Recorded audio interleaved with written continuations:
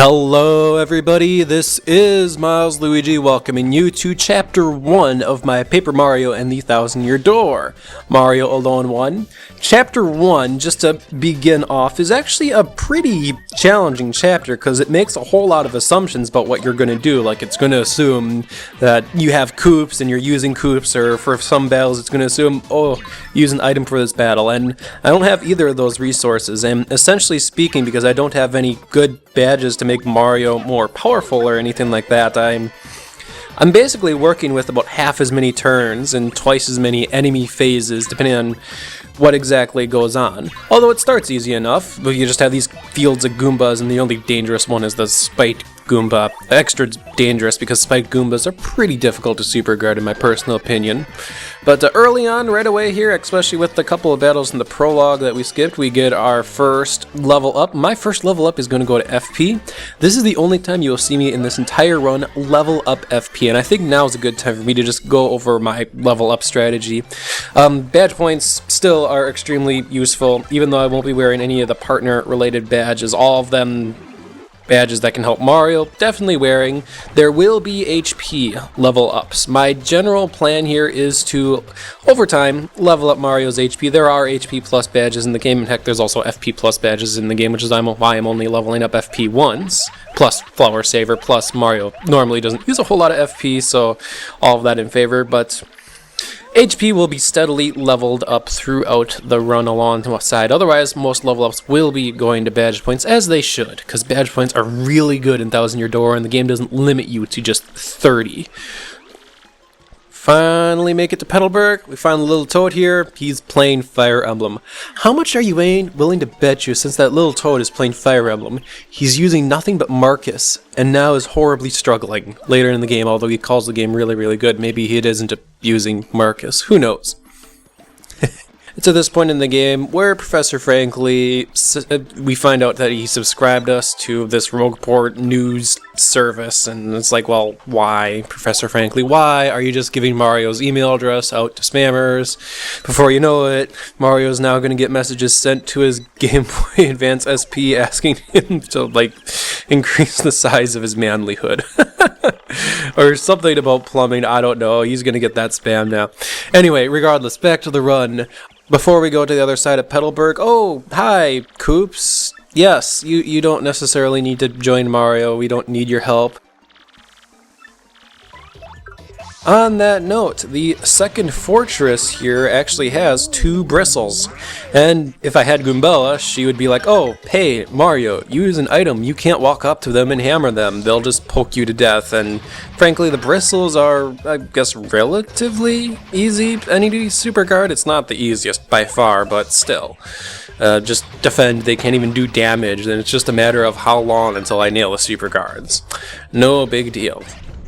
I do take an opportunity once I make it to the beginning of Schwank Fortress and have to do the quiz. Just fail the quiz outright, so I have to fight a whole bunch of spiked clefts, or boggly wood clefts, just for the extra experience. It'll be useful down the line. Now inside of Schwank Fortress, we run into a whole lot of fuzzies, and I'm not joking, just fuzzy after fuzzy after fuzzy, and they're kind of an annoying enemy because they have 3 HP, which is exactly just outside of a one-hit KO reach out of a regular attack. I'd have to use Power Jump or Power Smash to one-hit KO them. Going back with the previous idea with the Koopa Troopas, super guarding them, bringing them closer to KO, a single super guard on a fuzzy brings them to 2 HP, which is, well, 1 round KOable with a regular attack from Mario. So whenever I get an opportunity here, I do go for an occasional super guard against a fuzzy just to drop them down to a one-hit KO range. I also have multi-bounce, which I planned on using if I ever ran into a big line of fuzzies, although that actually never happened in this run, just because super guarding fuzzies is kind of a tricky ordeal. It just is. I would also like to note at this point that, especially since this battle is a good showcase of it, sometimes enemies can hold items, and my own self-imposed restriction on this run is that I can't use items, but enemies can still use items, and especially early on, this is pretty deadly. Some enemies can just straight up do way more damage. Like, that fuzzy had a HP drain. If he used it, that would have been a straight 5 damage to Mario. I only have 10 HP. That would have really drop Mario's HP down pretty quick, and combine multiple enemies with multiple items. You can see how just a couple of enemies gaining up with items on Mario could spell my doom pretty easily here. Anyway, we get the Moonstone, the Sunstone. That just leaves the Gold Fuzzy battle, and I'd like to take this battle to note that yes, I did pick up Power Jump. Power Jump is purchasable the moment the Lovely Hose of Badges opens up. The badge shop opens right when you go into Chapter 1, so what I did is I went into Chapter 1, I immediately went back, I bought Power Jump. I also bought Last Stand, because Last Stand is potentially useful in a couple of upcoming battles, but Power Jump here, and against the Gold Fuzzy, it lets me continue to do high amounts of damage to the Gold Fuzzy, because in the Gold Fuzzy battle, he brings in a giant fuzzy horde, and while the giant fuzzy horde is there, you can't actually use Power Smash against the Gold Fuzzy, but you can still use Power Jump. So as a result, Power Jump is obviously the superior badge in this situation, and I make full use out of it.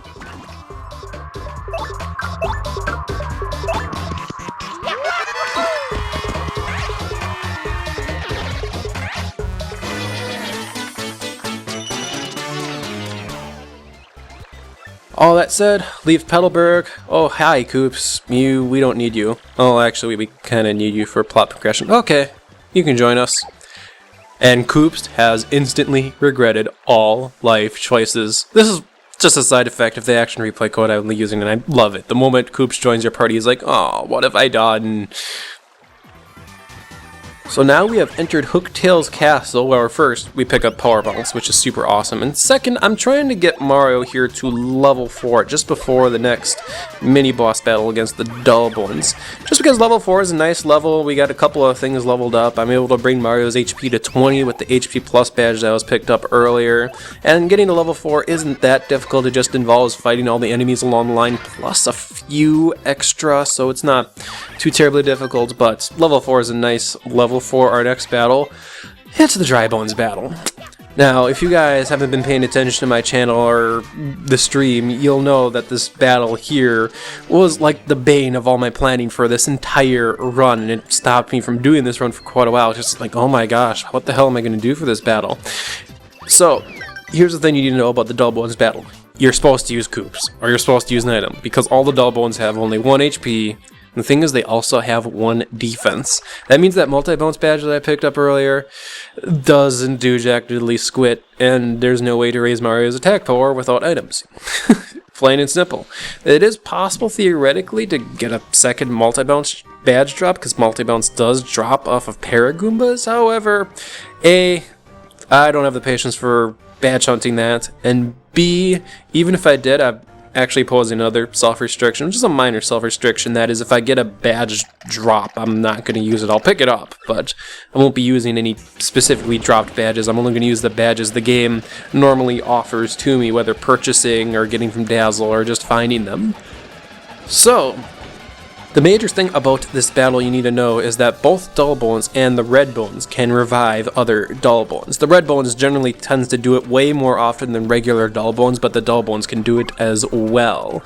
So as a result, I could spend a turn killing a Dull Bones, and then they immediately revive a Dull Bones back, or even a Nightmare situation where I've cut the Dull Bones down, and then like 2 of the Dull Bones revive 2 more Dull Bones. That just sends me back even further than I was before.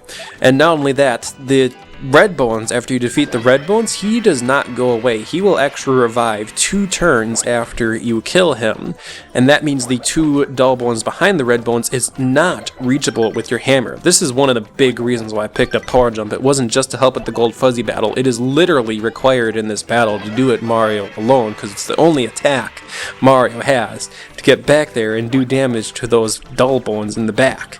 I get pretty darn lucky in this battle, all things considered, because I got no response whatsoever. I practiced this battle a whole lot playing through the game on Dolphin, and I was screwed over by revivals, some of those test battles, but this was like the perfect battle, no joke. In case you guys are wondering, Dazzle can't help me at this point because I can't get Power Plus yet. More on that later. Not only that, I can't even go into the Pit of 100 Trials. If I could, I could theoretically go down there, get Fire Drive. That would immensely help with this. Once again, one of my other self-imposed restrictions is that I'm not touching the pit till after I beat the game. The pit is the final dungeon for me. As a result, Fire Drive is not going to see any use until after Chapter 5-ish. So Hooktail Castle in itself is fairly straightforward, though Dullbones are still a continual dangerous threat because they can revive other Dullbones and I can only take them down one at a time, so I just have to watch myself whenever I'm in a battle with Dullbones. And there's attack FXR. It's supposed to sound like a cricket. It doesn't, if you want to know, but still the game thinks it sounds like a cricket. Since someone has asked about this room, yes, if the spikes go all the way down and the timer runs out, guess what? You're dead, it's an instant game over. What did you expect? You got crushed by spikes. Your Mario's paper body gets perforated. He's dead. Get out of the room, fast. Anyway. You fool! You're mounted of paper, you fool! What are you doing? You going into the third... I love Paper Mario sometimes, but still, you fool! As I'm going through Hooktail Castle, I would like to emphasize the importance of star pieces early on. There's 2 badges from Dazzle I really want to get as soon as possible. The first, which I'm actually going to be getting in Chapter 1, is Power Plus, just because that immediately mitigates a lot of my issues without having a partner, is just immediately getting Mario's attack power up, and it'll be necessary for the strategy that I'm going to use against Hooktail. The other one, which we'll be getting up ahead, is Flower Saver, which is obviously a useful badge, because a single Flower Saver drops a whole lot of moves Mario can do from 2 FP to 1 FP, and that will be, once I get it, I'll explain how immensely helpful that is. But either way, going all the way through Hooktail Castle, wow, I almost died that battle. This Super Guard, Miles Luigi, Super Guard. Anyway, we're finally up to Hooktail. Hold it! Holy cow! Here I am talking about Hooktail. I almost forgot here. On my adventure to get 15 star pieces, I actually have to fight Gus along the way, because one of the star pieces is on the east side of Workport. Yeah, I could have paid Gus, but why in the world would you ever pay Gus? Unless you don't know anything about the game. Either way, this Gus battle is pretty normal in the grand scheme of things, other than that I don't have a partner, so not too much about it. I just outdamage Gus. I win in the end. That's what you need to know. Well, I suppose while I'm beating up on Gus here, nice super guard me, I should actually point out a little thing I did do throughout Chapter 1 that I haven't exactly explicitly said, but I should mention now before I completely forget to mention it, is that I have been using super guards merely for the sake of speeding up battles more than anything else. As, to give an example, if I'm fighting a Koopa Troopa and I do a super guard against him, that's 1 damage. Then if I use power jump or power smash, that's 3 damage. There's the KO right there. And it's particularly useful, for example, against flying paratroopas, because you can do a single power jump to them, 1 super guard, they're now gone. And that's way faster than just continually jumping on them turn after turn after turn. It's useful against a big bunch of Koopa Troopas and paratroopers. But anyway, Gus is dead, and he has something to tell us. Oop, that went by a little fast. Let's read that again.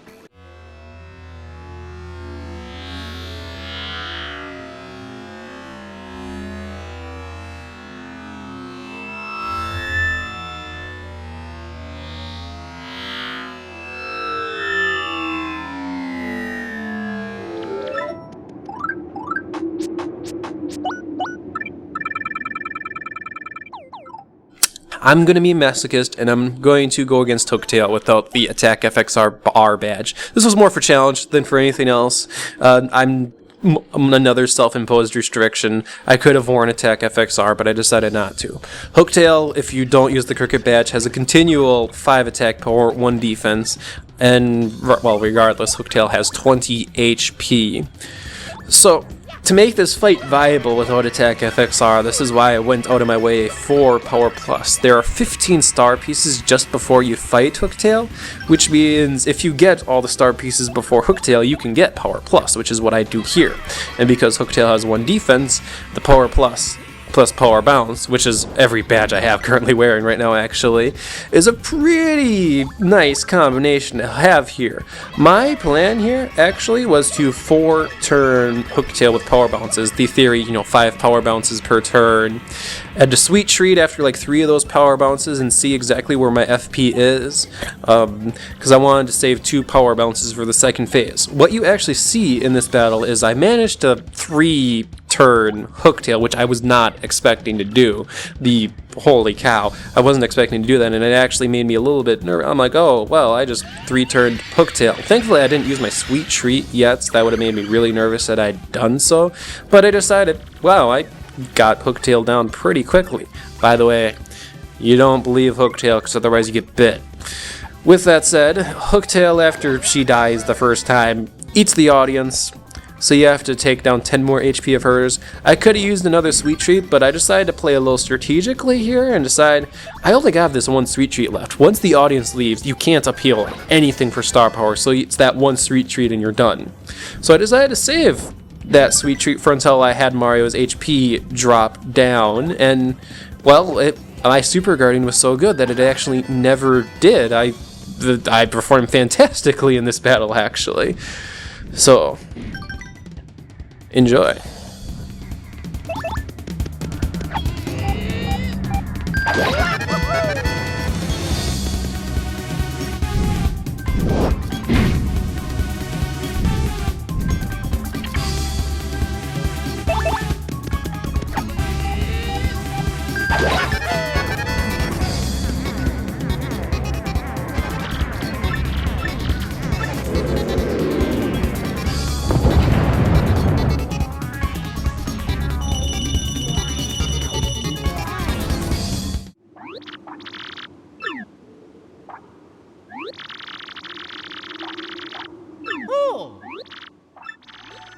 Koops, my boy, you look worse than I do, and I was in the belly of a dragon for the last 10 years. That's what Koops' dad really should have said here. Wow, Koops, you look like you instantly regretted all life decisions by joining Mario up. What are you doing, my boy? But enough jokes aside, that's chapter 1, which is surprisingly one of the more difficult chapters relative to how difficult it would normally be in the grand scheme of things. So, upcoming is chapter 2, which I look forward to showing you what that chapter is like. So, this has been Miles Luigi. See you then.